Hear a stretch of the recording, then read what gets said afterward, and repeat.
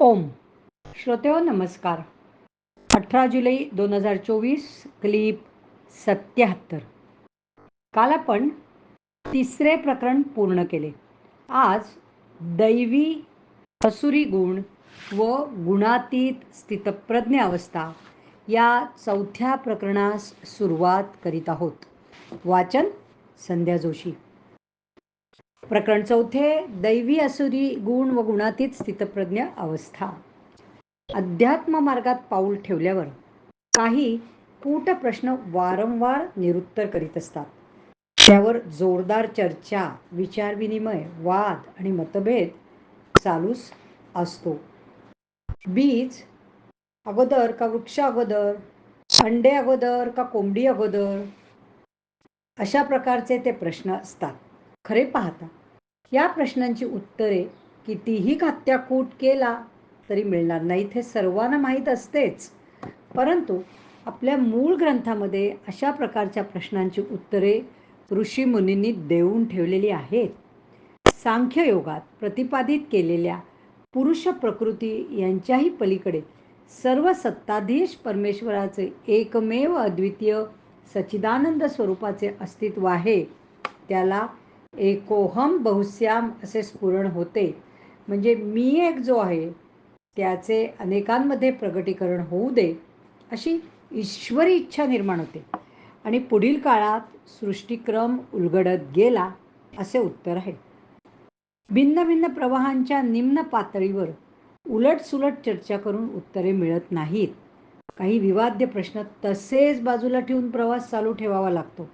एखाद्या कठीण विषयाचे पुस्तक वाचताना मध्येच काही मजकूर क्लिष्ट असल्यामुळे समजला नाही तर वाचन बंद करून काही उपयोग होत नाही. असे जर केले तर पुस्तक कधीच वाचून होणार नाही. पुढील पानांमध्ये आपल्याला समजेल असा 70-80% मजकूर तरी असू शकतो.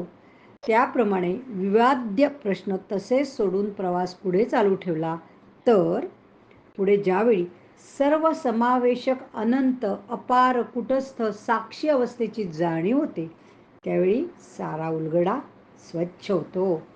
त्यामुळे सर्वांना पटेल, समजेल अशा शब्दात उत्तर समजून सांगणे येऱ्या गबाळ्याचं काम नव्हे.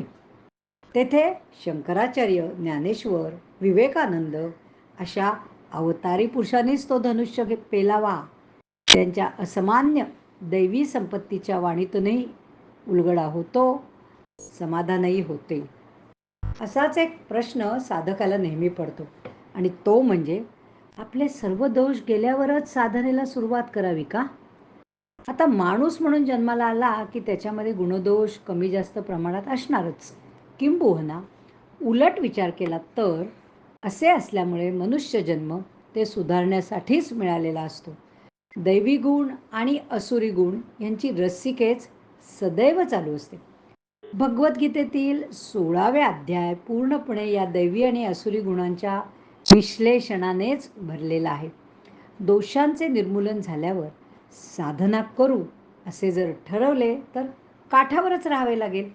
पवित्र नदीच्या काठावर राहायला मिळूनही तेथे स्नान जर केले नाही तर कुणाचा दोष आहे? या उलट सर्व सद्गुण पुरेपूर भरलेले असूनही देवाची भेट होईलच हे नक्की सांगता येत नाही. त्यासाठी आणखी 2-3 गोष्टींची नितांत आवश्यकता आहे. पारदर्शी अंतःकरण म्हणजे लबाडी असू नयेत असा अर्थ. आणि अभिमान, अहंकार जाऊन शरणागत झालेला साधक मात्र देवाला प्रिय असतो. देवाला प्रिय झाल्यामुळे साधकही देवावर निरागस आणि निष्पाप बालकाप्रमाणे म्हणजे प्युअर अँड इनोसंट अशा बालकाप्रमाणे उत्कट प्रेम करू लागतो. मग मात्र आनंदी आनंदगडे आनंद चहूकडे अशी ऐक्याची स्थिती झाल्यावर गुणदोषांची चर्चा करायला कोणी उरतच नाही, ते गौणच ठरते. तरीही साधनेच्या प्राथमिक अवस्थेत दोषांवर बऱ्यापैकी ताबा मिळवून साधन घडून यावे अशी अपेक्षा काही चुकीची नाही. याच अनुषंगाने दुसरा एक विचार प्रवाह आहे आणि तो म्हणजे दोषांबद्दल बोलायचंच नाही, त्यांच्याविषयी विचारच करायचा नाही. गुणांची जपणूक आणि वृद्धी म्हणजे गुणांचा गुणाकार करीत राहायचे. म्हणजे पुढे दोष आपोआपच गळून पडतात. उदाहरणार्थ, सदैव नामस्मरणाचे अनुसंधान अथवा निरंतर भजन सेवा, अविरतपणे ध्यानमग्न किंवा सदैव साक्षी रूपात राहण्याचा अभ्यास, यातले एक जरी जमले तरी दोषांना शिरकाव करायला वावच मिळणार नाही.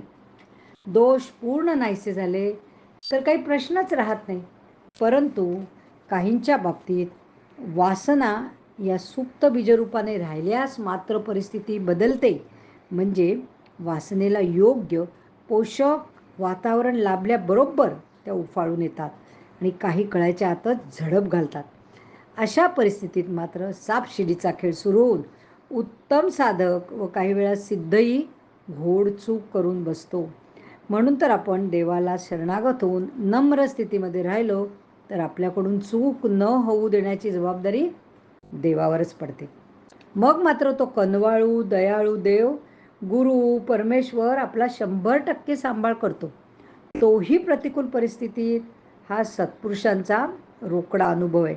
जेथे जातो तेथे तू माझा सांगाती, चालविसे हाती धरून या, असा टप्पा गाठल्यावर त्या साधक सिद्धांमध्ये लहान मुलाचा निरागसपणा आणि निष्पापपणा मूर्तो आणि ती त्याची सहज वागणूक होऊन डोक्यावर कलंक लागेल की काय हे ओझेच नाहीसे होते. आज आपण या ठिकाणी थांबूया. याचा पुढचा भाग आपण उद्या ऐकूया. वाचन संध्या जोशी, मुंबई. धन्यवाद. हरिओम तत्सत.